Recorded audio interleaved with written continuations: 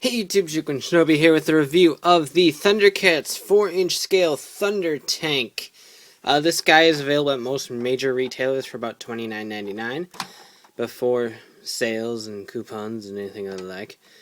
So, this is the ThunderTank as represented in the new 2011 Thundercats cartoon. Not quite the same as the ThunderTank of ye old days. ThunderTank? Is that what I said? Tank? Whatever. But it still looks really cool, and I love it. So, it makes kind of tank noises when you move it around because of the way the wheels are loose.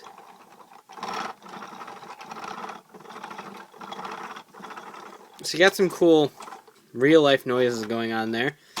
And really, that's all this thing does is roll until you start getting the action features going. So, real quick, we'll just kind of lay this here. He does come with a 4-inch scale Snarf figure, which looks absolutely adorable. Look at it. It's just like, Snarf, Snarf, Snarf. That was a horrible Snarf impersonation, but Snarf in this show doesn't talk, and he's just kind of there, cute, and I dropped him, and adorable. So, as far as that's concerned, it's nice having a Snarf figure. However, 4-inch scale, this doesn't work. Snarf should only be about yay high, maybe up to his little armor gauntlet there. So this does not work scale-wise. However, this figure of Snarf is a perfect scale fit for the 6-inch figure line. So if you're collecting both lines, then you're in luck because now you have a Snarf that's in scale with your 6-inch figures. If you're only collecting the 4-inch, Snarf gained some weight, got really tall, and shacked up with someone, I don't know. But so there is that. And for the record, Snarf can drive the ThunderTank. He can just pop himself in there and drive away. So then Panthro gets ticked. So what else does this thing do? Well, not too much. It makes some sounds. Speaking of which, the switch is right here to turn on and off.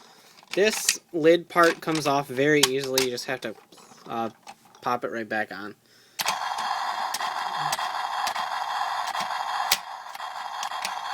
That's all that does. So there's only one noise there. The Thunder Bikes do fire. You lift these flaps up, and there's a button right there.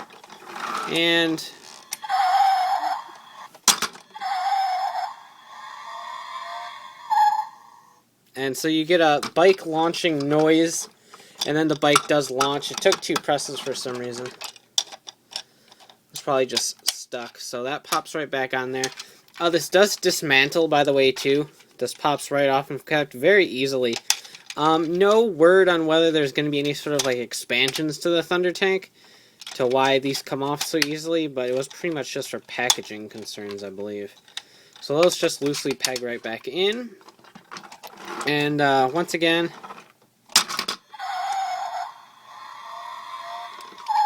so these are the Thunder Bikes, I believe is what they're called. There are deluxe scale Thunder Bikes that come with a Lino and Tigra figure. There's 2 different ones. Those work in conjunction with this toy too. I don't have the Thunder Bikes because I didn't really see a need to pick them up. But they're a lot larger, so these don't come down all the way. You can switch the claws out, and then they will fit in there comfortably with the claws down. But that's up to you, really. I don't think the Thunder Bikes are really all that necessary. I like these little miniature ones just fine. So those peg right in. And just for the record, the other side has the same button. And same firing and same noise. So they're not judgmental about what side you pop out. So that is all for this, for the most part. There are indeed some interactions with the action figures. So first let's take Snarf, and there is a magnet right here. So if you hover Snarf over here, bam, hidden compartment. In the show, this is where they like go into like to sit and I assume sleep sometimes. But here it's a handy dandy compartment to store Snarf. Now you can store other things in there too. I mean, you can store Snarf in there. You might be able to shove Lino in there. If you fit in there. With some maneuvering, you can fit Lino in there too. But it is I closed it. That's cool. It is a handy dandy place to store weapons like Swords of Omens and hands from your classics figures, or any of the accessories from the 4-inch figures as well. So it's a nice little storage compartment for people who don't want to have external storage. So that's always fun. But this can hold the 4-inch figures. Here we have Lino. You just kind of weasel him down in there. Probably helps if you just raise this first. But you just get Lino situated. The magnet system pushes this button right back here, if you can see it. ThunderTank, activate! ThunderTank, activate! ThunderTank, activate! So with the ThunderTank activated, it isn't working. ThunderTank, activate! ThunderTank, ThunderTank, fire! It does that. I don't know why, but Lino's just not really cutting it. It could be because this is... Shut up. It could be because this is Panthro's tank. So, we'll take Panthro here. Get him all situated. Just take this off. It's kind of pointless. Get in there, Panthro.